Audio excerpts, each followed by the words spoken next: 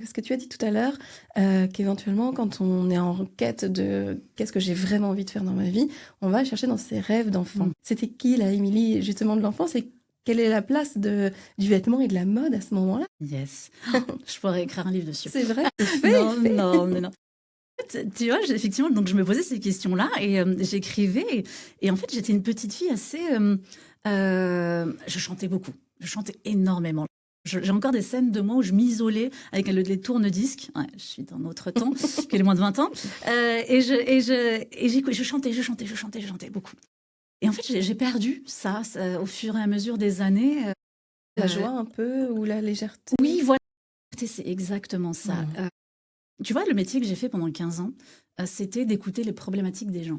Pendant 15 ans, je me levais le matin pour écouter les gens qui allaient mal. À un moment donné, j'ai eu l'impression que moi-même, je m'étais perdue là-dedans, c'est-à-dire d'avoir emmagasiné beaucoup de souffrances, d'histoires de vie très douloureuses. Et ça m'a éteint, vraiment, je trouve. Et c'est pour ça que quand je me suis reconnectée, j'avais l'impression d'avoir deux différentes personnes. La Émilie, hyper joyeuse, dynamique. Et je le suis en plus comme ça, je pense. Mais à un moment de ma vie, c'est comme si on avait mis un couvercle sur la cocotte minute ou la catastrophe. Et j'avais plus envie de ça, en fait. Et je me suis reconnectée et j'étais, oui, cette petite fille joyeuse. J'adorais me mettre en avant. Pour moi, quand il y avait des spectacles, quand on me demandait qui veut monter sur scène, j'étais la première. Tu vois, oubliez ça. J'avais oublié. Et tu vois, même en te le disant, je me dis, mais effectivement, j'avais envie d'être visible, qu'on me remarque. Et je pense que d'une certaine manière, j'ai utilisé, moi, le vêtement, l'image, pour qu'on puisse me voir. Voilà. C'est cette fameuse première impression quand tu rentres dans une pièce, sans avoir à parler, sans avoir à dire quoi que ce soit. J'ai une présence. Et c'est ce que j'ai cherché à travailler chez moi et ce que j'offre, j'espère offrir aussi à mes clients. Et qu'est-ce que ça t'apporte d'avoir retrouvé ça maintenant? Eh ben, ne serait-ce qu'en en parlant, ça me reconnecte à cette émotion, à ce sentiment-là. Et à l'époque, quand tu es jeune, t'as peur de rien, jugement, etc.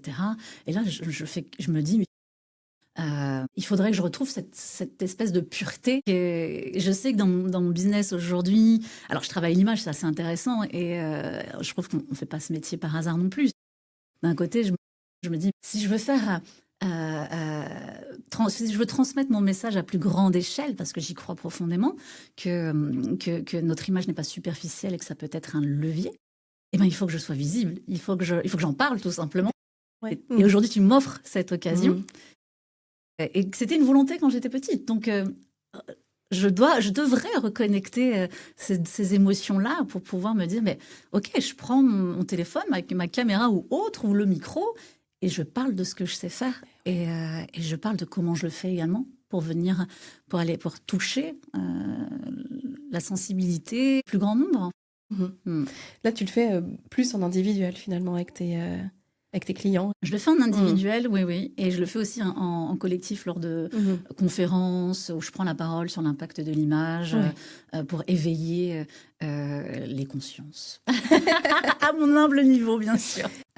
Pour gagner un peu plus en autorité, en légitimité, en crédibilité, parce qu'on peut sentir un décalage dans la manière dans laquelle on se présente et qui l'on est réellement. Ou, par exemple, les compétences, l'expertise, on l'a, mais on n'arrive pas à la démontrer plus que ça. Donc, ça va se jouer aussi au niveau de l'image. Et donc, j'accompagne ces personnes-là avec ces objectifs. Mon job, comme je le disais un petit peu avant, c'est de venir faire émerger ce qui existe déjà, de mettre en valeur ce qui existe déjà. C'est de rendre visible l'expertise, les compétences, la légitimité, la crédibilité, lui donner l'espace d'être visible.